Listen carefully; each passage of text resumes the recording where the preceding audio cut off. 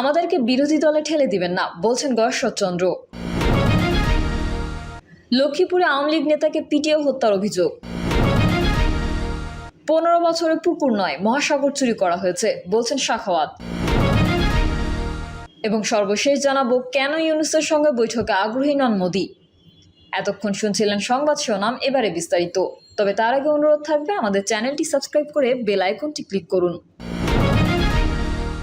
আমাদেরকে বিরোধী দলে ঠেলে দিবেন না, বলছেন গয়েশ্বরচন্দ্র।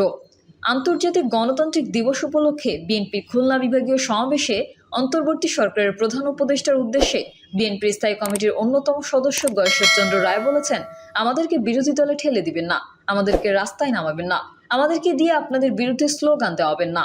আপনারা সঠিকভাবে কাজ করবেন, আমরা আমাদের শেষ রক্তবিন্দু দিয়ে আপনাদের রক্ষা করব। এই সময় তিনি অবিলম্বে সুষ্ঠু নির্বাচনের জন্য প্রয়োজনীয় সংস্কার করে নির্বাচনের রোডম্যাপ করার আহ্বান জানান। গয়েশ্বরচন্দ্র বলেন, কোনো রাজনৈতিক দল বিএনপি ও তারেক রহমানকে নিয়ে কটাক্ষ করছেন, তাদেরকে হুঁশিয়ারি করেন তিনি। এই সময় তিনি দলীয় নেতাকর্মীদের উদ্দেশ্যে বলেন, ষড়যন্ত্রকারীরা ষড়যন্ত্র করবে, দৃশ্যমান ষড়যন্ত্র প্রতিহত করেছি, অদৃশ্য ষড়যন্ত্রকে খুঁজে বের করে প্রতিহত করতে হবে। বিএনপি ও তারেক রহমান সম্পর্কে দায়িত্বজ্ঞানহীন কথাবার্তা না বলার হুঁশিয়ারি উচ্চারণ করে তিনি বলেন, উস্কানিমূলক মন্তব্য করলে দলের নেতাকর্মীরা চুপ করে বসে থাকবে না। সারা দেশে বিএনপি নেতাকর্মীদের বিরুদ্ধে শেখ হাসিনা সরকারের রাজনৈতিক মামলা প্রত্যাহার না করার কঠোর সমালোচনা করেন সাবেক মন্ত্রী গয়েশ্বরচন্দ্র রায়। বলেন, আপনাদের নামের মামলাগুলো তো প্রত্যাহার করে নিলেন, বিএনপি নেতাকর্মীদের বিরুদ্ধে করা মামলাগুলো কেন এতদিনে প্রত্যাহার করে নিলেন না? গত 16 বছরে স্বৈরাচারী শেখ হাসিনা পতন আন্দোলনে কি আমরা রক্ত দেইনি? আমাদের হাজার হাজার নেতাকর্মী খুন হয়েছে, গুম হয়েছে। বৈষম্যহীন সংস্কারের নামে নতুন করে বৈষম্যের সৃষ্টি করবেন না। আইন উপদেষ্টার দৃষ্টি আকর্ষণ করে অবিলম্বে সারা দেশে বিএনপি নেতাকর্মীদের বিরুদ্ধে দায়েরকৃত রাজনৈতিক মামলাগুলো প্রত্যাহারের দাবি জানিয়েছেন তিনি। লক্ষ্মীপুরে আওয়ামী লীগ নেতাকে পিটিয়ে হত্যার অভিযোগ। লক্ষ্মীপুরে নূর আলম নামে এক আওয়ামী লীগ নেতাকে পিটিয়ে হত্যা করা হয়েছে বলে অভিযোগ উঠেছে। এ ঘটনার জন্য খোকন নামে স্থানীয় এক বিএনপির কর্মীকে দায়ী করছেন নিহতের পরিবার। নূর আলমের মৃতদেহ জেলা সদর হাসপাতালে রাখা হয়েছে। তিনি পাঁচপাড়া ইউনিয়নের 2 নম্বর ওয়ার্ড আওয়ামী লীগের সাধারণ সম্পাদক ছিলেন বলে জানায় তার পরিবারের লোকজন। বাড়ির পাশের একটি দর্জির দোকানে পোশাক সেলাইয়ের কাজ করতেন তিনি। 2 মেয়ে ও 1 ছেলের জনক নূর আলম। নিহতের ছেলে আরিফ হোসেন বাংলা নিউজকে বলেন, সন্ধ্যার পর আমার বাবা ঘরে ছিলেন, তার ফোনে একটি কল আসে, লোকজন তাকে মারতে আসছে। তিনি ঘর থেকে বেরিয়ে যাওয়া মাত্রই আমাদের ঘরের পেছনে হামলাকারীরা তাকে আক্রমণ করে, তাকে লাঠি সোঁটা দিয়ে মারধর করা হয়। তিনি পুকুরের পানিতে পড়ে যান, সেখান থেকে তুলে তাকে পিটিয়ে হত্যা করা হয়। আমার বাবা তাদের বলেছেন, আমাকে মেরো না, তুলে নিয়ে যাও, তারপরেও মেরে ফেললো। তিনি বলেন, ঘটনার সময় আমি ঘর থেকে বেরিয়ে আমার বাবাকে মারতে দেখি, আমাকে হামলাকারী 2 জন ধরে রাখে। আমি তাদের হাত থেকে ছুটে পুকুরের অন্য পাড়ে গিয়ে আশ্রয় নিই। আমার মা মমতাজ বেগম হামলাকারীদের পায়ের ওপর পড়েছিলেন বাবাকে না মারার জন্য, কিন্তু কেউ কোনো কথা শোনেনি। বাবাকে হত্যা করেছেন, আমার মাকেও মারধর করেছে। আরিফ জানায়, হামলার পর প্রথমে তার বাবাকে চন্দ্রগঞ্জের একটি হাসপাতালে, পরে জেলা সদর হাসপাতালে নিয়ে আসা হয়। সেখানে চিকিৎসক তাকে মৃত ঘোষণা করেন। তিনি দাবি করেন, আমাদের ইউনিয়নের 1 নম্বর ওয়ার্ডের বাসিন্দা খোকন নামের একজনকে আমি চিনেছি, যিনি হামলার নেতৃত্বে ছিলেন। তার সাথে আরও 10 থেকে 12 জন ছিল। খোকন বিএনপির রাজনীতির সাথে জড়িত, কিন্তু আমার বাবা আওয়ামী লীগের রাজনীতি করলেও কারো ক্ষতি করেননি। 15 বছরে পুকুর নয়, মহাসাগর চুরি করা হয়েছে, বলছেন সাখাওয়াত। গত 15 বছরে বিভিন্ন মন্ত্রণালয়ে পুকুর সাগর নয়, দুর্নীতির মহাসাগর চুরি করা হয়েছে বলে মন্তব্য করেছেন অন্তর্বর্তীকালীন সরকারের প্রধান উপদেষ্টা brigadier general M Sakhawat Hossain.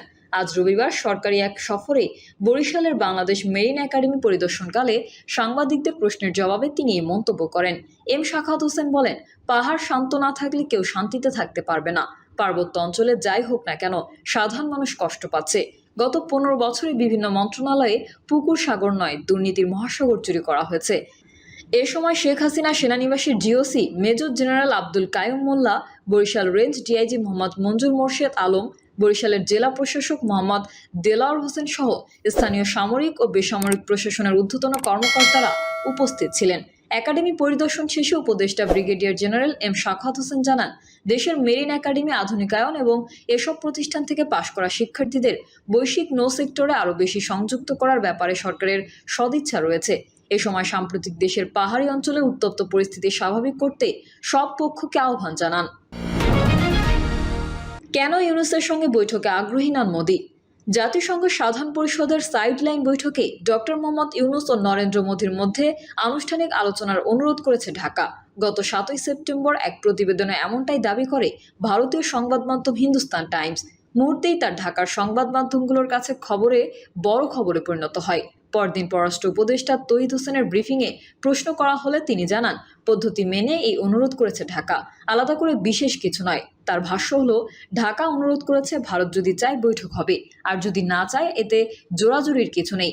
গত 18 সেপ্টেম্বর হিন্দুস্তান টাইমস আবার আরেক প্রতিবেদনে জানায়, New York doctor Mohammad Yunus ও ভারতের প্রধানমন্ত্রী নরেন্দ্র মোদীর মাঝে কোনো বৈঠক হবে না। এতে বলা হয়, যুক্তরাষ্ট্রে মোদীর 3 দিনের ব্যস্ত সফরে ডক্টর ইউনূসের সঙ্গে বৈঠকের এজেন্ডা রাখা হয়নি।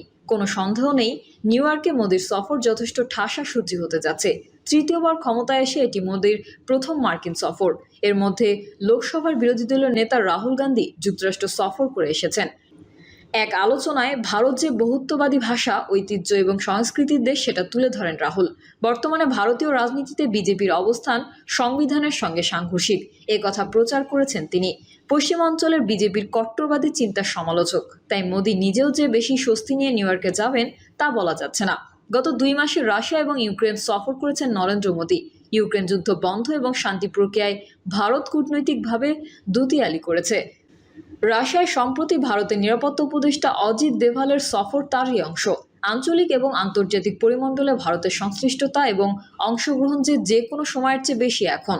কিন্তু কথা হচ্ছে, প্রতিবেশী বাংলাদেশকে সর্বাধিক গুরুত্ব দেওয়ার যে বয়ান দিল্লি প্রচার করে আসছে, নিউ ইয়র্কে মোদী সফরে তা কেন গুরুত্ব পাচ্ছে না।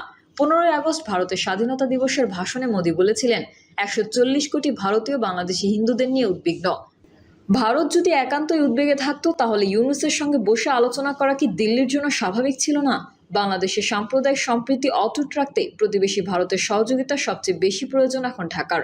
কারণ শেখ হাসিনার পতনের পর দুদেশের সম্পর্কে অবনতিতে প্রভাব পড়েছে হিন্দু মুসলমান সম্পর্কে। দ্বিপাক্ষিক সম্পর্কে যে টানাপোড়েন দেখা দিয়েছে তা দূর করতে ইউনূস মোদীর বৈঠকের প্রয়োজনীয়তা অনুভব করেছিল ঢাকা, কিন্তু এটা স্পর্শ করেনি দিল্লিকে। অনেক জায়গায় বলা হচ্ছে, ইউনূসের সাম্প্রতিক সাক্ষাৎকারের কারণে দিল্লির অসন্তোষ তৈরি হয়েছে। ভারত হাসিনাকে চুপ থাকতে বলা সহ ইউনূসের বিভিন্ন মন্তব্য ভালোভাবে নেয়নি মোদী সরকার। শুধু হাসিনার প্রত্যর্পণ ইস্যুই কি ইউনূস মোদী বৈঠকের সম্ভাবনা নস্যাৎ করে দিল? কারণ কি এই